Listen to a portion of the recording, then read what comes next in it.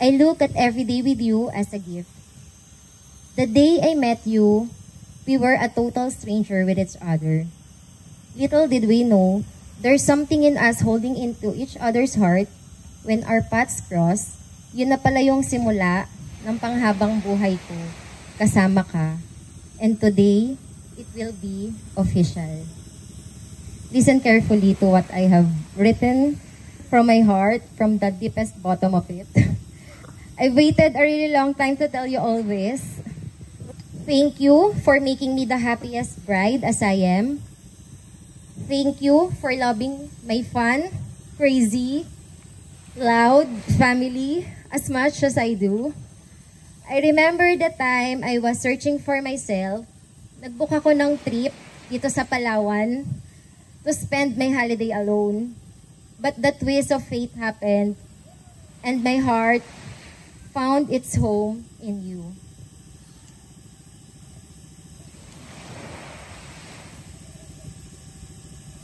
Isa po akong biktima ng kambak-kambak. Thank you kasi yung araw na yon, December 22, 2019, turned into 4 years now at malapit na tayong mag 5 years. And today, we will seal it forever. With you, I know I will never have to do anything on my own. I can't wait to spend my lifetime loving you. Our meet-up was not planned, but turned out we became one. Thanking God, He gave me a lifetime confidante. Someone I can always tell whatever is in my mind without judging me. Someone who is so honest to tell me when things aren't right. Someone who is giving me assurance that life is beautiful even though it is messy. Someone who put me to sleep by just sticking his skin to me whenever I have hard time shutting down. Someone who supported all my kaartehan in life. Someone whom I trust, I respect, and I am so much in love. In you, I found a partner in life, a lover, a friend, a safe place, someone I can be my ugliest and vulnerable with. Mahal, you became my moral compass. You helped me follow the right path in life. You made me believe that marriage and love do exist. You made me do things I never do. I saw in you my purpose in life, especially after the car crash accident I went through. The universe just has a way of working things out, so here we are. And today, as we open this chapter of our next journey, I promise to honor and love you more. I will love you till we grow old and gold. Pangako kong aalagaan kita, pumuti man o maubos man yung mga buhok mo. I promise to be with you forever. Magtutulungan tayo sa anumang pagsubok na haharapin natin. I promise to invest time with you, to be more matured, that when I am wrong, I learn to say sorry. I vow to walk with you through the good and bad. I promise to always see you as the most charming person I fell in love that December 22, 2019. I promise to make you laugh when you're taking life too seriously. I promise to do my best to be the wife God wants me to be, and to be the most loving and caring mommy to our future kids. Ay. Amen. Amen. I promise to always understand and extend my patience whenever needed. I promise that my love today will remain the same even after we get married. We are not only married, we will always be life partners. Lagi kitang lalambingin kahit nakukulitan ka lagi sa mga cuddles ko. Aalagaan kita hanggat kaya ko. Ipagluluto kita ng itlog palagi. At aayain kitang lumabas kahit walking lang sa baybay o sa PH Star. I promise to seek God's guidance always. I will always pray to God to lead our way. I will always say this. Thank you, Lord, for giving me Christopher. Mahal ko, you are the person I choose to be with forever. As my true soulmate, my now husband, I chose you in 2019. I choose you today, and I will continue choosing you forever. I love you. Ano naman ang iyong isasagot, Chris?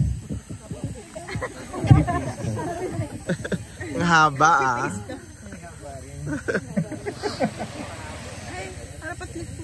Harap at likod. So, ako naman. Thank you. So, yun, ito, to my wife. To my patient, kind, generous, loving, genuine wife. I may not always be, I may not able to express myself. But I want you to know, I feel lucky and proud to stand here beside you today. Thank you for always making me feel that I am loved, and you always wanted to be beside me. Thank you for accepting who I am. I being soft, I being nonchalant, I'm being introvert, or minsan wala talaga akong expression na kinaiinisan mo. Yeah. So yun, thank you. And thank you for being always there whenever I need help. You do. Thank you. And before I start my vow, I want to reveal the definition of love that guides me throughout these years. And I will apply into our relationship. Yun yung definition ni Pastor kanina ng love. Nagulat nga ako eh. Same. 1 Corinthians 13:4. So, ang galing. Love is patient, love is kind, love does not envy. Love does not boast, love is not proud. It does not dishonor others. It is not self-seeking, it is not easily angered. It keeps no record of wrongs. It does not delight in evil, but rejoice with the truth. So since high school, or since I encountered this verse, when it comes to love, this is already my guide. So with this verse, I make this vow to you. I promise to always make you laugh.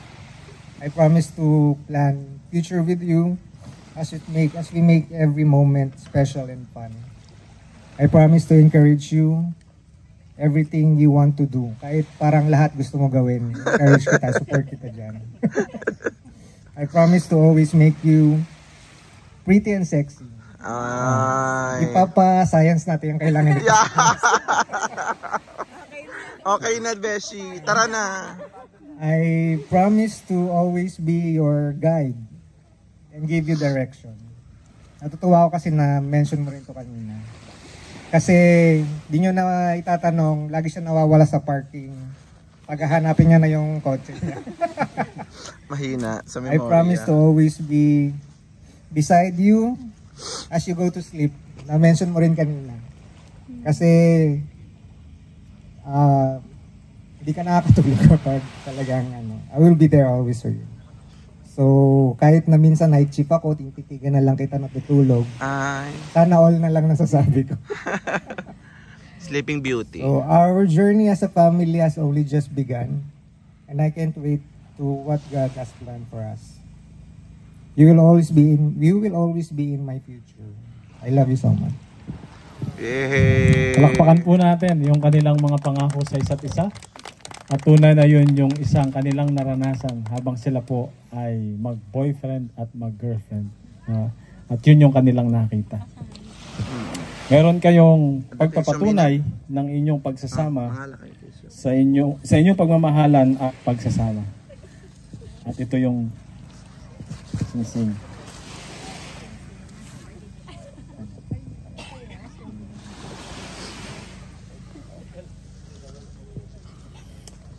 Chris and Erica consented to present each other with gold bands to serve as an outward and visible sign of their inward commitment and love for each other.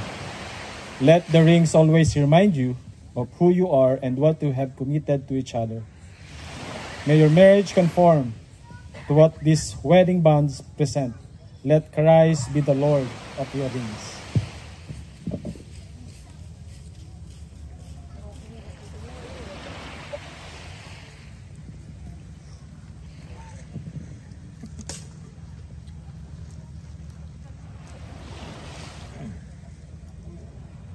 Erica, I give you this ring as a symbol of my love and faithfulness. As I put it on your finger, I committed my heart and soul to you. I ask you to wear this ring as a reminder of my vows that I've spoken today, our wedding day.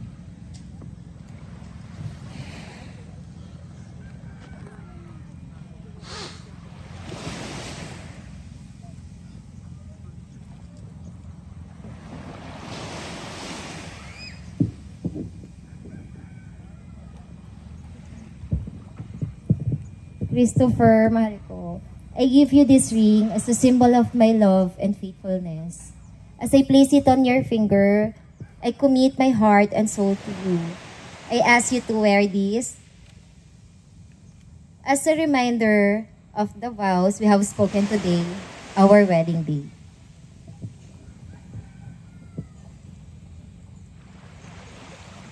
Okay, pwede na kayong umupo.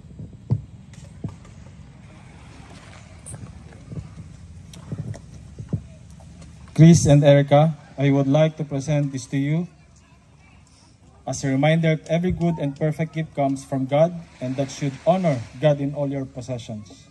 If God blesses you materially, remember Deuteronomy chapter 8 verse 18, but remember the Lord your God, for it is who gives you the ability to produce wealth.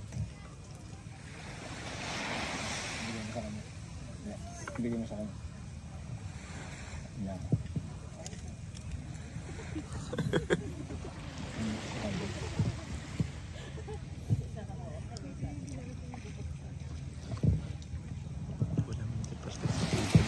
Chris and Erica, the Bible is a very special book. I want you to receive it. Build your lives in it. Christ as the head of your wife, and should God bless you with children later on. Build your family on the foundation of God's Word. Sabi ni King David, yung kanyang panalangin, order my steps in thy words. May this be the prayer of life. So remember, if you abide in God's Word, your life will be on solid ground. God bless.